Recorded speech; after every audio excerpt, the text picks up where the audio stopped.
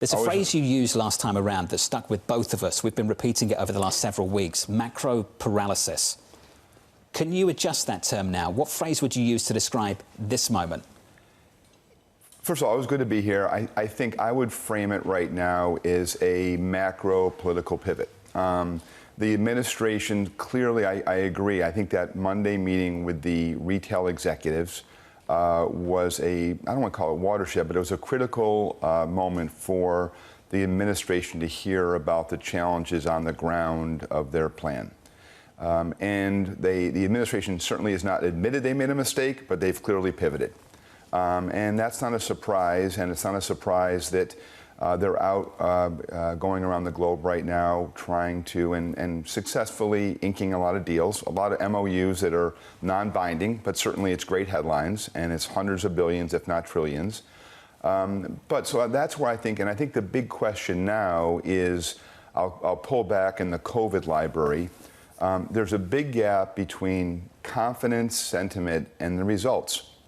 And confidence and sentiment is still pretty negative or concerned, but the results have been pretty strong. And so there's a very, if you think about, we're all, history of the past, and we see signs of what we've seen in the past, and pattern recognition, if you will. And, if you input all the things that you see right now, you would have been saying recession went from 30% to 70, 80%. Now it's probably below 50%. But the three questions are, does the consumer, do corporates and countries, are they going to be on the V-shaped recovery, the U-shaped recovery, or the L-shaped recovery? Our view at Apollo is right now that the consumer is still pretty strong, a bit of a V-shaped recovery. Corporate's a bit of a U-shaped recovery because a lot of CapEx. And I've been traveling around quite a bit, and I think the global response is a bit more like the L. And what you pointed out earlier, what Anne-Marie did with Tim Cook, I am not surprised. None of us should be surprised that this administration is going to put their arm around all of these tech titans and other leaders and saying, come to America.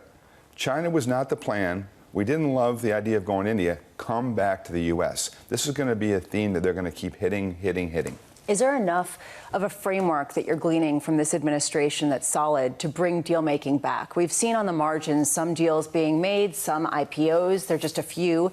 Is this the beginning? Well, I think let's separate the headlines from activity. It's been an incredibly active time for folks that have been involved in the markets. We at Apollo, we opened up the IPO market. We brought out Aspen, one of our reinsurers, for an IPO. We did a multi-billion-dollar deal for Lottomatica, IGT Every. We announced a big merger between New Home and a Land and Sea. So there's been a lot of transactions since April 2nd. I know the headlines may show contrary, but there's been a tremendous amount of financing, and I think it shows the depth and breadth of the markets right now because of private capital in the equity and the credit world. So this idea that the market shut down, that's actually what happened 2 decades ago. 2 decades ago, the high yield market would go into periods 6, 8, 10 weeks where there would be no issuance based on the flows from retail, the old AMG numbers. So this economy, this capital markets is very robust. Obviously, a lot of volatility. One of the benchmarks in our market would be HYG, the high yield index, the listed HYG ETF. That went from basically 79.80 down to 73, 74, back to 79. It's been a round trip. But there's been a tremendous amount of activity underneath the headlines. How much do you think this is because people see the environment as being brighter than some may worry? And how much do you see this as just simply pent-up demand that's been backed up for a long time? There is this sort of cyclical move toward industrialization, and you have that kind of fundraising that is kind of independent of any economic cycle. I think the bigger long-term trends of massive CapEx, the year or two of CapEx, global industrial renaissance, the demographics, every asset class is higher today as we sit here this morning than it was on Liberation Day, except for treasuries, which have 10-year basically 30 basis points higher, and the 30-year about 40 basis points higher, about 5, 50, and 6% respectively. That's telling you that folks think that the economic backdrop is not going to be recession. It's going to be slow to moderate growth. And that's what you're seeing right now in the market. So that's what we're seeing from our companies. We're seeing a lot of concern, a lot of hand-wringing about big strategic M&A transactions. I don't think you're going to see a massive equity calendar except for a few large deals here and there. But the reality is companies need to operate, finance, and grow, and they're positioning themselves for an environment that the administration's putting forth. This is what companies need. Let's spend some time talking about what investors need. Never mind the rebound. What did you learn from the drawdown, public versus private? Well, what you saw is that I come up here a lot and talk about market structure, and what you're finding right now is that longer dated capital, is us and many of our peers have long dated insurance assets. Those were the folks that were the most active during the marketplace. And they were a bit of the buffer, if you would. You know, we put about $27 billion to work in the IG market from April 2nd to last week. That's on a gross basis, about 17, 18 billion. I think in the past, that participant was not in the market as much.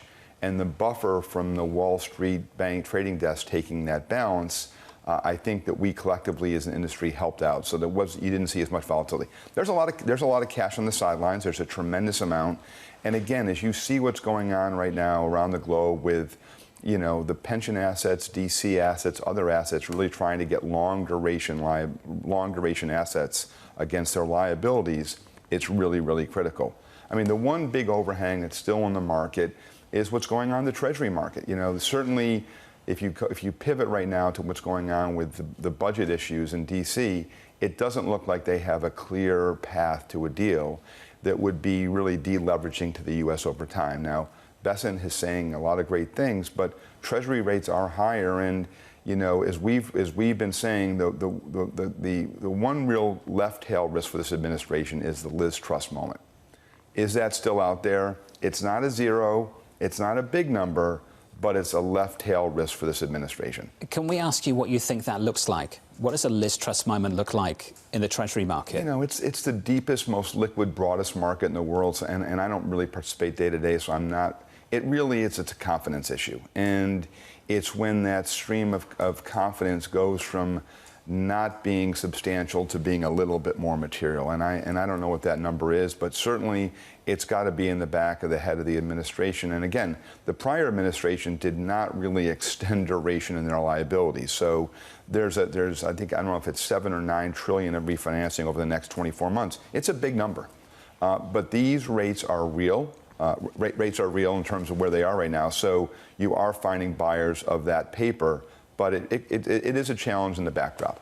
There is this belief that private credit markets offer this ballast, this sort of haven from some of the volatility that we're seeing in public markets, and in particular from the Treasury market. At the same time, how can you say that private debt in particular is really immune to the fluctuations and the sucking sound of capital into the Treasury market, given all of that issuance? Well, I'd say two things, and this is a longer conversation that I do want to get into.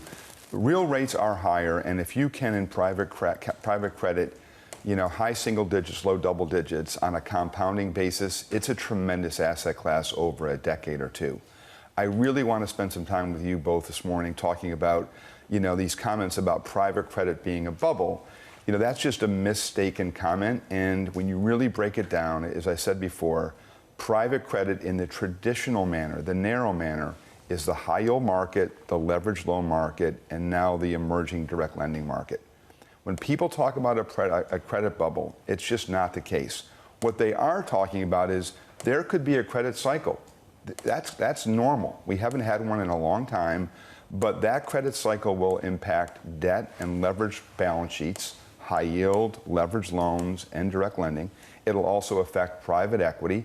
It'll affect equity multiples, but it's not a bubble per se. It's a good old recession and a credit cycle. We're going to have one of those.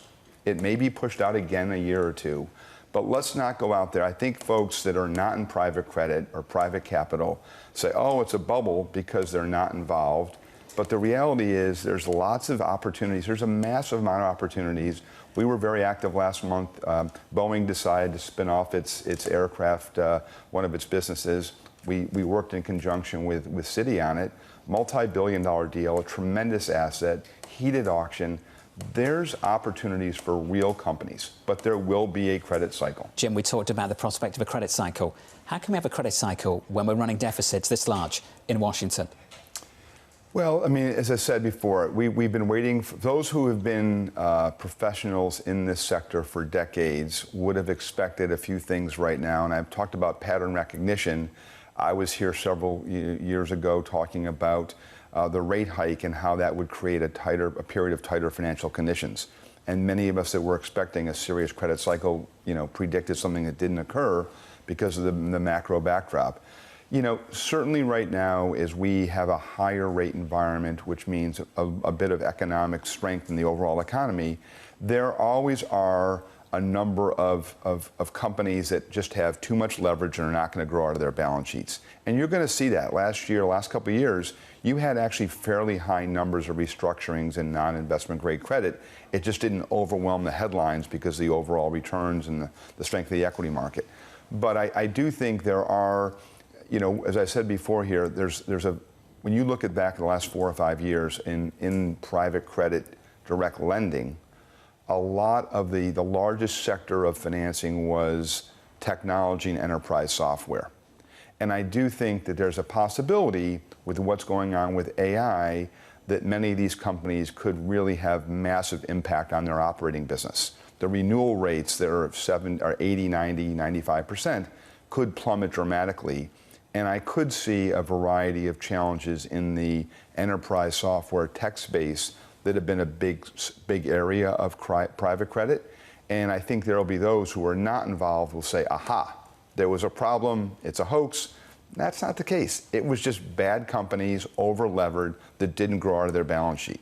And that happens every day in the equity market and other markets. But, as much as we are a player in the insurance balance sheets on safe yield, we also do play in that riskier end. And I don't see a massive credit cycle happening in 25. Certainly, we've taken care of a lot of the refinancing risk, that refinancing cliff that was pretty large in 26 and 27. It's been pushed out. But we're not seeing, although the risk premiums have been raised.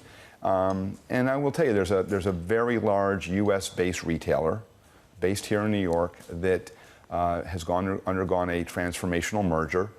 They had a private credit solution in front of them, which we were quite involved with. They decided to go to the public markets and issue a public bond in the safe public markets. And that bond today, within 6 months, is trading below 50. So again, I think there's a lot of noise about risk and reward in various asset classes, but that's our view of private credit. Just quickly, how much could higher long-term U.S. yields spur that credit cycle? I won't call it a bubble, because we could talk about what a bubble is, or what what we could see with some sort of just negative price action. But do you see that as being a catalyst? Well, I think that the overall, having higher real rates are good for long-term investors to a certain degree. They're good for a certain degree until we lose confidence in the actual underlying market. And again, the U.S. Treasury market, deepest, most liquid in the world, rates of 4.5% and 5% with real rates right now, pretty strong on a relative basis over the last 25 years. But I'm not seeing that in the current zip code. Just to wrap it up, biggest opportunity right now for you and the team, what do you think it is? Well, I think it's a few places. I do think the volatility that has taken most people on the sidelines in a bit of a paralysis, just operating day in and day out on the business that we do right now. We have $850 billion of capital, doing a lot of refinancing with PE firms. There's over 2,000 PE situations where they've owned companies more than 5 years. A lot of refinancing there. Listen, the global industrial renaissance is alive and well in the U.S. With the delay in deploying the CHIPS Act, a lot of financing onshore of chip manufacturing and other assets. I've been traveling around the globe quite a bit.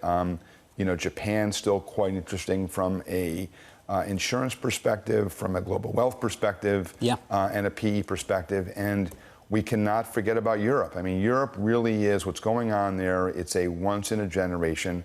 I do believe that there's a variety. When you look at a 30 trillion economy in the U.S., 24 trillion in Europe, there's a massive amount of financing to occur.